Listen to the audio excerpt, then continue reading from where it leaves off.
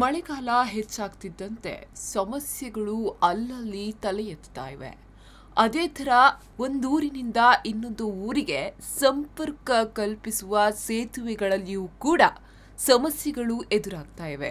ಅಂತಹ ಸಮಸ್ಯೆಗಳಲ್ಲಿ ದಕ್ಷಿಣ ಕನ್ನಡದಲ್ಲಿ ಹಲವಾರು ಸೇತುವೆಗಳು ಕೂಡ ತಲೆ ಎತ್ತುತ್ತಿವೆ. ಸೇತುವೆಗಳ ಸಮಸ್ಯೆ ದಕ್ಷಿಣ ಕನ್ನಡದಲ್ಲಿದೆ. ಹೌದು, ದಕ್ಷಿಣ ಕನ್ನಡ ಅಂತ ಹೇಳುವಾಗ ಒಂದು ಸುಂದರ ಪರಿಸರ ನಮ್ಮ ಮುಂದೆ ಕಾಣ್ತಿದೆ. ಆದರೆ ಒಂದು ಊರಿನಿಂದ ಇನ್ನೊಂದು ಊರಿಗೆ ಸಂಪರ್ಕ ಕಲ್ಪಿಸುವ ಸೇತುವೆಗಳ ಸಂಖ್ಯೆ ದಕ್ಷಿಣ ಕನ್ನಡದಲ್ಲಿ ಹೆಚ್ಚಿವೆ. ಆದರೆ ಆ ಸೇತುವೆಗಳೆಲ್ಲವೂ ಈಗ ಅಪಾಯದ ಸ್ಥಿತಿಯಲ್ಲಿವೆ. ಅಂತಹ ಅಪಾಯದಲ್ಲಿರುವಂತಹ ಸೇತುವೆಗಳನ್ನ ನಾವು ನಿಮಗೆ ತೋರಿಸಲಿಕ್ಕಿದ್ದೇವೆ ಇಂದಿನ ಕ್ರೈಮ್ ಫಾಲೋ ಅಪ್ನಲ್ಲಿ. ಇತ್ತೀಚೆಗಷ್ಟೇ ದಕ್ಷಿಣ ಕನ್ನಡದ ಬಂಟ್ವಾಳ ತಾಲೂಕಿನಲ್ಲಿರುವಂತಹ ಒಂದು ಸೇತುವೆ ಕುಸಿದು ಬಿದ್ದಿತ್ತು. ಒಂದೆಡೆ ಸೇತುವೆ ಕುಸಿತ ಇದ್ರೆ ಇನ್ನು ಕೆಲವೆಡೆ ಸೇತುವೆಗಳು ಹಳೆಯದಾದ್ರೂ ಕೂಡ ಭದ್ರವಾಗಿ ಗಟ್ಟಿಯಾಗಿವೆ. ಅಂತಹ ಸೇತುವೆಗಳಲ್ಲಿ ಮರವೂರಿನ ಸೇತುವೆ, ಮಂಗಳೂರಿನಿಂದ ಅಂತಾರಾಷ್ಟ್ರೀಯ ವಿಮಾನ ನಿಲ್ದಾಣ ಸಂಪರ್ಕಿಸುವ ಮರವೂರು ಸೇತುವೆಯನ್ನ ಸದ್ಯ ಸುಸ್ಥಿತಿಯಲ್ಲಿರುವ ಸೇತುವೆಗಳಲ್ಲಿ ಒಂದು ಅನ್ನಬಹುದು. ಆದರೆ ಸೇತುವೆಯಲ್ಲಿ ಕಾಂಕ್ರೀಟ್ ಸ್ಲ್ಯಾಬ್ಗಳ ಮಧ್ಯೆ ಉಂಟಾಗಿರುವ ಬಿರುಕು ಆತಂಕವನ್ನುಂಟು ಮಾಡ್ತಿದೆ. ಮಂಗಳೂರು ಅಟ್ರಾಡಿ ರಾಜ್ಯ ಹೆದ್ದಾರಿ ಸಂಖ್ಯೆ 67ರ ಮರವೂರು ಬಳಿ ಫಲ್ಗುಣಿ ನದಿಗೆ ಅಡ್ಡಲಾಗಿ ಸುಮಾರು 150 ಮೀಟರ್ ಉದ್ದದ ಸೇತುವೆ ನಿರ್ಮಿಸಲಾಗಿದೆ. ಒಟ್ಟು 8 ಪಿಲ್ಲರ್ಗಳನ್ನು ಉಪಯೋಗಿಸಿ ಸೇತುವೆಯನ್ನ ಕಟ್ಟಲಾಗಿದ್ದು, ಪ್ರತಿ 2 ಪಿಲ್ಲರ್ಗಳ ಮೇಲೆ ಒಂದು ಕಾಂಕ್ರೀಟ್ ಸ್ಲ್ಯಾಬ್ಗಳನ್ನು ಇರಿಸಲಾಗಿದೆ. ಪ್ರಸ್ತುತ ಈ ಸ್ಲ್ಯಾಬ್ಗಳ ನಡುವಿನ ಅಂತರ ಹೆಚ್ಚಾಗಿದೆ. ಇದರಿಂದ ಸೇತುವೆ ಮೇಲ್ಭಾಗದಲ್ಲಿ ಬೃಹತ್ ಬಿರುಕುಂಟಾಗಿದೆ. ಸೇತುವೆ ಮೇಲೆ ಒಂದು ಬಾರಿ ಅಡ್ಡಾದಿಡ್ಡಿ ಸುಮಾರು 4-5 ಕಡೆ ಈ ರೀತಿಯ ಬಿರುಕು ಕಾಣಿಸುತ್ತೆ. ಮರವೂರು ಸೇತುವೆ ಬಳಿ ನದಿ ಕೆಳಭಾಗದಲ್ಲಿ ಹಲವು ವರ್ಷಗಳಿಂದ ನಿರಂತರ ಮರಳುಗಾರಿಕೆ ನಡೀತಾ ಇದೆ. ಇದರಿಂದ ಸೇತುವೆಯ ಪಿಲ್ಲರ್ಗೆ ಹಾನಿಯಾಗುವ ಸಾಧ್ಯತೆ ಇದೆ. ಸೇತುವೆ ಗಟ್ಟಿಮುಟ್ಟಾಗಿದ್ದರೂ ಪಿಲ್ಲರ್ ಅಡಿಯಲ್ಲಿ ಮಣ್ಣು ಕೊರೆದು ಹೋದ್ರೆ ಸೇತುವೆ ಕುಸಿಬಹುದು. ಆದ್ದರಿಂದ ಸೇತುವೆ ಬಳಿ ಮರಳುಗಾರಿಕೆ ನಿಷೇಧಿಸಬೇಕು ಎಂಬುದು ಸ್ಥಳೀಯರ ಆಗ್ರಹ. 79 ವರ್ಷ ಹಳೆಯ ಕಟೀಲು ಸೇತುವೆ. ಕಟೀಲು ಶ್ರೀ ದುರ್ಗಾ ಪರಮೇಶ್ವರಿ ದೇವಸ್ಥಾನ ಸಮೀಪ ಇರುವ ಸೇತುವೆ ತುಂಬಾ ಹಳೆಯ ಸೇತುವೆ. 1939ರ ಅಕ್ಟೋಬರ್ 9ರಂದು ಆಗಿನ ಮೈಸೂರು ಸರ್ಕಾರದಲ್ಲಿ ದಿವಾನರಾಗಿದ್ದ ಮಿರ್ಜಾ ಮುಹಮ್ಮದ್ ಇಸ್ಮಾಯಿಲ್ ಕಾಲದಲ್ಲಿ ಈ ಸೇತುವೆ ಲೋಕಾರ್ಪಣೆಗೊಂಡಿದೆ. 73,200 ರೂಪಾಯಿಯಲ್ಲಿ ನಿರ್ಮಾಣವಾದ ಈ ಸೇತುವೆಗೆ ಇದೀಗ 79 ವರ್ಷ ಸಂದಿದೆ. ಸೇತುವೆ ಮೇಲ್ಭಾಗದಲ್ಲಿ ಅಲ್ಲಲ್ಲಿ ಹೊಂಡಗಳು ಬಿದ್ದಿದ್ದು ಹಲವಾರು ಬಾರಿ ಇದನ್ನ ಮುಚ್ಚಲಾಗ್ತಿತ್ತು. ಮಂಗಳೂರಿನಿಂದ ಕಟೀಲು ಮತ್ತಿತರ ಕಡೆಗೆ ಸಂಪರ್ಕ ಕಲ್ಪಿಸುವ ಸೇತುವೆ ಇದಾಗಿದ್ದು, ದಿನನಿತ್ಯ ಸಾವಿರಾರು ವಾಹನಗಳಲ್ಲಿ ಸಂಚರಿಸುವ ಜನ ಈ ರಸ್ತೆಯನ್ನೇ ಅವಲಂಬಿಸಬೇಕಾಗಿದೆ. ಅಗಲ ಕಿರಿದಾದ ಈ ಸೇತುವೆಯಲ್ಲಿ 2 ಕಡೆಗಳಿಂದ ವಾಹನಗಳು ಸಂಚರಿಸುವ ಸಂದರ್ಭ ಸಂಚಾರ ಕಷ್ಟವಾಗುತ್ತದೆ. 104 ವರ್ಷ ಪೂರೈಸಿದ ಪಾಣೆಮಂಗಳೂರು ಸೇತುವೆ. ಒಂದು ಕಾಲದಲ್ಲಿ ಬೆಂಗಳೂರು ರಾಷ್ಟ್ರೀಯ ಹೆದ್ದಾರಿಯನ್ನ ಬೆಸೆದಿದ್ದ ಪಾಣೆಮಂಗಳೂರಿನ ಉಕ್ಕಿನ ಸೇತುವೆಗೆ ಈಗ 104 ವರ್ಷ ಕಳೆದಿದೆ. ಬ್ರಿಟಿಷ್ ಆಳ್ವಿಕೆಯ ಕಾಲದಲ್ಲಿ ನಿರ್ಮಾಣಗೊಂಡಿರುವ ಈ ಸೇತುವೆಯ ಆಯುಷ್ಯ ಕುಂದುತ್ತಿದ್ದರೂ ಪಾಣೆಮಂಗಳೂರು ಪೇಟೆ ಮೂಲಕ ಸಾಗುವ ಎಲ್ಲ ವಾಹನಗಳಿಗೆ ಈಗಲೂ ಈ ಸೇತುವೆಯೇ ಆಧಾರ. ಈಗಿನ ಕಾಂಕ್ರೀಟ್ ಸೇತುವೆಗಳಿಗೆ ಹೋಲಿಸಿದ್ರೆ ಹಿಂದಿನ ಕಾಲದ ಉಕ್ಕಿನ ಸೇತುವೆಯ ಗುಣಮಟ್ಟ ಎಷ್ಟು ಉತ್ತಮವಾಗಿತ್ತು ಎನ್ನುವುದಕ್ಕೆ ಈಗಲೂ ಬಾಳಿಕೆಯಲ್ಲಿರುವ ಈ ಸೇತುವೆ ಪ್ರತ್ಯಕ್ಷ ನಿದರ್ಶನ. ಇದು 1914ರಲ್ಲಿ ನಿರ್ಮಾಣಗೊಂಡಿತ್ತು ಎಂಬ ಬಗ್ಗೆ ಸೇತುವೆಯ ಮೇಲೆ ಬರಹದ ದಾಖಲೆಯೂ ಕೂಡ ಇದೆ. ನಿರ್ಮಾಣಗೊಂಡ ಬಳಿಕ ಹಲವು ವರ್ಷಗಳ ಕಾಲ ನೇತ್ರಾವತಿ ನದಿಯ ಸಂಪರ್ಕ ಕೊಂಡಿಯಾಗಿ ಅದೆಷ್ಟೋ ವಾಹನಗಳನ್ನು ಸುರಕ್ಷಿತವಾಗಿ ನದಿ ದಾಟಿಸಿದ ಕೀರ್ತಿ ಈ ಸೇತುವೆಗಿದೆ. ಆದ್ರೆ ಕಾಲಕ್ರಮೇಣ ವಾಹನಗಳ ಭಾರ ತಾಳಲಾರದೆ ಸೇತುವೆಯ ಒಂದು ಪಾರ್ಶ್ವ ಕುಸಿಯುವ ಹಂತಕ್ಕೆ ಬಂದಿತ್ತು. ತಕ್ಷಣ ಕುಸಿದ ಭಾಗವನ್ನ ದುರಸ್ತಿ ಮಾಡಿ ಮತ್ತೆ ವಾಹನ ಸಂಚಾರಕ್ಕೆ ಅವಕಾಶ ಮಾಡಿಕೊಡಲಾಯಿತು. ಗುಣಮಟ್ಟ ಹಾಗೂ ಬಾಳಿಕೆಯ ದೃಷ್ಟಿಯಿಂದ ನೋಡಿದ್ರೆ ಸ್ವಾತಂತ್ರ್ಯದ ಅನಂತರದಲ್ಲಿ ನಿರ್ಮಾಣಗೊಂಡಿರುವ ಕಾಂಕ್ರೀಟ್ ಸೇತುವೆಗಳಿಗಿಂತ ಸ್ವಾತಂತ್ರ್ಯ ಪೂರ್ವದಲ್ಲೇ ನಿರ್ಮಾಣಗೊಂಡಿರುವ ಉಕ್ಕಿನ ಸೇತುವೆಗಳೇ ಹೆಚ್ಚು ಬಲಿಷ್ಠ ಅನ್ಬಹುದು. ಮುಲ್ಲರಪಟ್ಟಣದಲ್ಲಿ ಸೋಮವಾರ ಮುರಿದು ಬಿದ್ದ ಸೇತುವೆ ಮಂಚಿ ಹಾಗೂ ಬಡ್ಡಕಟ್ಟೆಯ ಕಿರು ಸೇತುವೆಗಳು ಸೇರಿ ಈ ಮಳೆಗಾಲದ ಆರಂಭದ ತಿಂಗಳಲ್ಲೇ 3 ಕಾಂಕ್ರೀಟ್ ಸೇತುವೆಗಳು ಬಂಟ್ವಾಳ ತಾಲೂಕಿನಲ್ಲಿ ಮುರಿದು ಬಿದ್ದಿವೆ. ಆದರೆ ಬ್ರಿಟಿಷರ ಕಾಲದಲ್ಲಿ ನಿರ್ಮಾಣಗೊಂಡು ಶತಮಾನ ಪೂರೈಸಿರುವ ಪಾಣೆಮಂಗಳೂರಿನ ಉಕ್ಕಿನ ಸೇತುವೆ ಸಹಿತ ಸ್ವಾತಂತ್ರ್ಯ ಪೂರ್ವದ ಕೆಲ ಸೇತುವೆಗಳು ಈಗಲೂ ಬಲಿಷ್ಠವಾಗಿದ್ದು ವಾಹನ ಸಂಚಾರಕ್ಕೆ ಸುರಕ್ಷಿತವಾಗಿವೆ.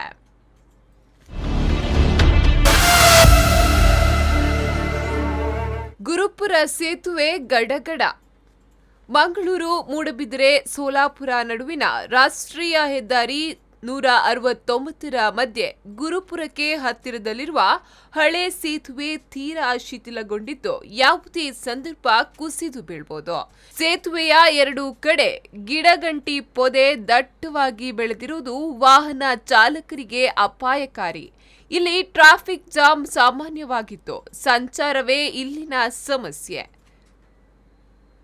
ಫಾಲ್ಗುಣಿ ನದಿಗೆ ಬ್ರಿಟಿಷ್ ಕಾಲದಲ್ಲಿ ನಿರ್ಮಿಸಲಾಗಿರುವ ಈ ಸೇತುವೆಯ ಒಂದು ಭಾಗದಲ್ಲಿ ಭಾರೀ ಹೊಂಡಗಳು ಎದ್ದಿದ್ದು ಅಪಘಾತಕ್ಕೆ ಆಹ್ವಾನ ನೀಡುತ್ತಿದೆ. ಕಬ್ಬಿಣದ ರಾಡ್ಗಳು ಗುಜರಿಯವರ ಪಾಲಾಗಿದ್ದು ಸೇತುವೆಯಲ್ಲಿ ನಡೆಯುವುದು ಕೂಡ ಅಪಾಯಕಾರಿ. ವಾಹನಗಳ ಭಾರಕ್ಕೆ ಸೇತುವೆ ಆಕ್ಷನ್ ನೀಡುತ್ತಿರುವುದರಿಂದ ಒಂದಷ್ಟು ಧೈರ್ಯ ಮಾಡಿಕೊಂಡು ವಾಹನ ಚಲಾಯಿಸಬಹುದು. ಇದು ಪೂರ್ಣಕಾಲಿಕವೆಂದು ಹೇಳಲಾಗುವುದು. ಹೊಸ ಸೇತುವೆ ನಿರ್ಮಾಣದ ಬಳಿಕವೇ ಹಳೆ ಸೇತುವೆ ದುರಸ್ತಿ ಕೈಗೊಳ್ಳಲಾಗುವುದು ಎಂದು ಎನ್ಎಚ್ ಅಧಿಕಾರಿಗಳು ಈ ಹಿಂದೆ ಹೇಳಿದ್ರು. ಮಂಗಳೂರು ಸೋಲಾಪುರ ಹೆದ್ದಾರಿ ವಿಸ್ತರಣೆಯ ಪ್ರಸ್ತಾಪಕ್ಕೆ ದಾರಿ ಮಧ್ಯೆ ಅಲ್ಲಲ್ಲಿ ಕೃಷಿಕರು, ಶಿಕ್ಷಣ ಸಂಸ್ಥೆಗಳು, ಧಾರ್ಮಿಕ ಕೇಂದ್ರಗಳು ಹಾಗೂ ಕೆಲವು ವ್ಯಕ್ತಿಗಳಿಂದ ಆಕ್ಷೇಪಗಳಿತ್ತು. ಈಗಾಗಲೇ 3 ಸಲ ನಕ್ಷೆ ಬದಲಾಗಿದೆ. ಇನ್ನು ಸೇತುವೆ ಕುಸಿದರೆ ಸಂಚಾರವೇ ಸ್ಥಗಿತ. ಹಿಂದೊಮ್ಮೆ ಬೇಸಿಗೆಯಲ್ಲಿ ಸೇತುವೆ ಮಧ್ಯಭಾಗ ಸರಕು ಹೊತ್ತಿದ್ದ ಲಾರಿಯೊಂದು ಆಕ್ಸೆಲ್ ತುಂಡಾಗಿ 1.5 ದಿನ ಸೇತುವೆ ಮೇಲೆ ನಿಂತಿತ್ತು. ಆಗ ನದಿಯಲ್ಲಿ ನೀರು ಕಡಿಮೆ ಇದ್ದುದರಿಂದ 1.5 ದಿನವೂ ವಾಹನಗಳು ನದಿಗೆ ಇಳಿದು ಬಂಡಸಾಲೆಯ ಮೂಲಕ ಸಂಚರಿಸಿತ್ತು. ಈಗ ಫಾಲ್ಗುಣಿ ಮೂಡುಬಿದ್ರೆ ಸಹಿತ ಅಲ್ಲಲ್ಲಿ ಡ್ಯಾಂ ನಿರ್ಮಿಸುವುದರಿಂದ ನದಿಯಲ್ಲಿ ಬೇಸಿಗೆಯಲ್ಲೂ ನೀರು ತುಂಬಿರುತ್ತದೆ.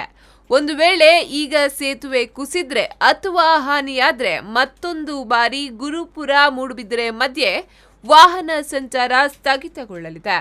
ಆಗ ಸುತ್ತು ಬಳಸಿ ಸಾಗುವುದೇ ಅನಿವಾರ್ಯವಾಗಿರುತ್ತದೆ.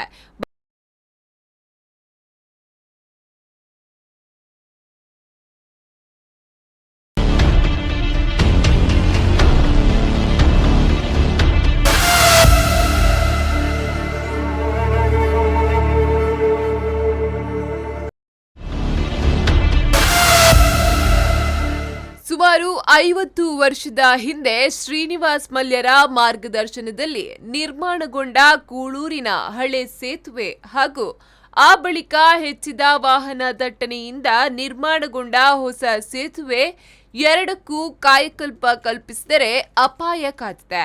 ರಾಷ್ಟ್ರೀಯ ಹೆದ್ದಾರಿ 66ರಲ್ಲಿರುವ ಕೂಳೂರು ಹಳೆ ಸೇತುವೆ ವ್ಯವಸ್ಥೆಯ ನಿರ್ಲಕ್ಷ್ಯಕ್ಕೆ ಸಾಕ್ಷಿಯಾಗಿದೆ. ಈ ಸೇತುವೆ ಅವ್ಯವಸ್ಥೆಯಿಂದ ಹಲವು ಅಪಘಾತಗಳು ಸಂಭವಿಸಿದ್ರೂ ಸಂಬಂಧಿಸಿದ ಇಲಾಖೆಗಳು ಇನ್ನೂ ಎಚ್ಚೆತ್ತುಕೊಂಡಿಲ್ಲ.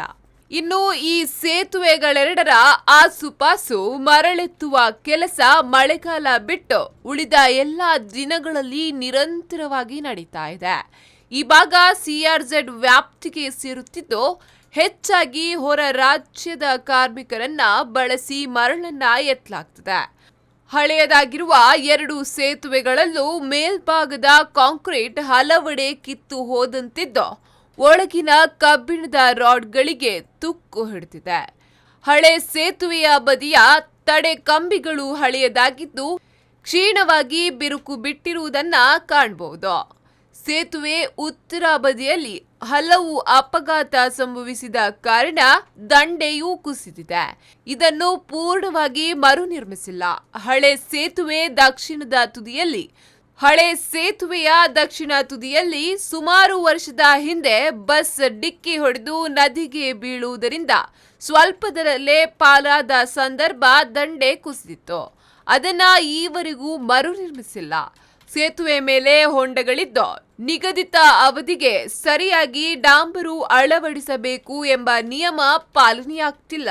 ಹೊಂಡಗಳ ಮೇಲೆ ವಾಹನ ಸಂಚರಿಸುವಾಗ ಸೇತುವೆಯಲ್ಲಿ ನಡುಕ ಉಂಟಾಗ್ತದೆ.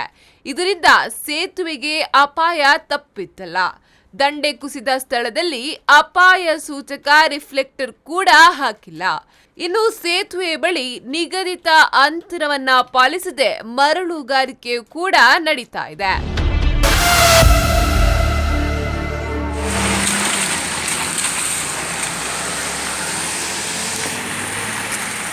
ಹಳೆಯದಾದ ನಿಡಿಗಲ್ ಸೇತುವೆ ಸುಮಾರು 60 ವರ್ಷಗಳ ಹಿಂದೆ ನಿರ್ಮಾಣಗೊಂಡ ಮಂಗಳೂರು ಕಡೂರು ಸಂಪರ್ಕ ರಸ್ತೆಯ ಮುಂಡಾಜೆ ಬಳಿ ನಿಡಿಗಲ್ ಸೇತುವೆ ಹಳೆಯದಾಗಿದ್ದು ಅಗಲವು ಕಡಿಮೆ ಇದ್ದ ಕಾರಣ ಪ್ರಯಾಣಕ್ಕೆ ತೊಂದರೆಯಾಗುತ್ತಿದೆ.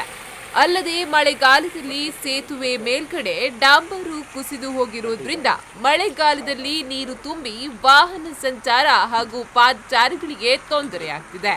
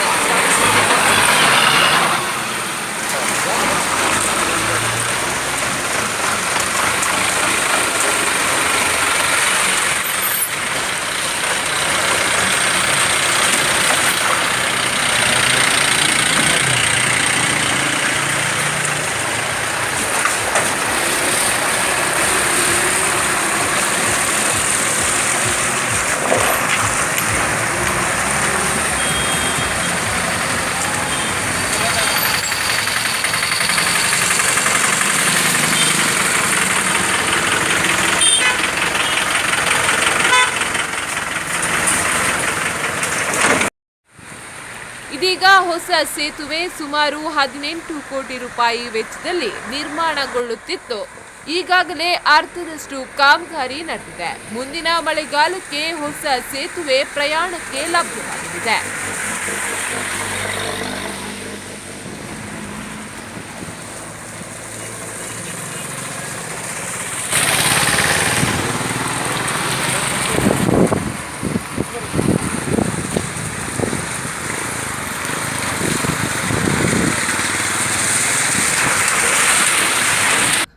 ಈ ಬಾರಿಯ ಮಳೆಗಾಲ ಆರಂಭದಿಂದಲೇ ಬಂಟ್ವಾಳ ತಾಲೂಕಿನ 2 ಸೇತುವೆಗಳು ಮುರಿದು ಬಿದ್ದಿವೆ. ಜೂನ್ 19ರಂದು ಬಂಟ್ವಾಳ ಪುರಸಭಾ ವ್ಯಾಪ್ತಿಯ 5ನೇ ವಾರ್ಡ್ನ ಬಡ್ಡಕಟ್ಟೆ ಹೊಸಮಾರ್ ಸಂಪರ್ಕಿಸುವ ಕಿರು ಸೇತುವೆ ಮುರಿದಿದೆ. ಕಿರು ಸೇತುವೆಯ ಒಂದು ಭಾಗದ ಆಧಾರ ಸ್ತಂಭ ತೋಡಿನಲ್ಲಿ ನೀರಿಗೆ ಕೊಚ್ಚಿ ಹೋಗಿ ಹೊಸಮಾರ್ ಬಡ್ಡಕಟ್ಟೆ ಮಧ್ಯೆ ಸಂಚಾರ ಸಂಪರ್ಕ ಕೊಂಡಿ ಕಳಚಿಕೊಂಡಿದೆ. ಮೇ 30ಕ್ಕೆ ಮಂಚಿ ಗ್ರಾಮ ಪಂಚಾಯಿತಿ ವ್ಯಾಪ್ತಿಯ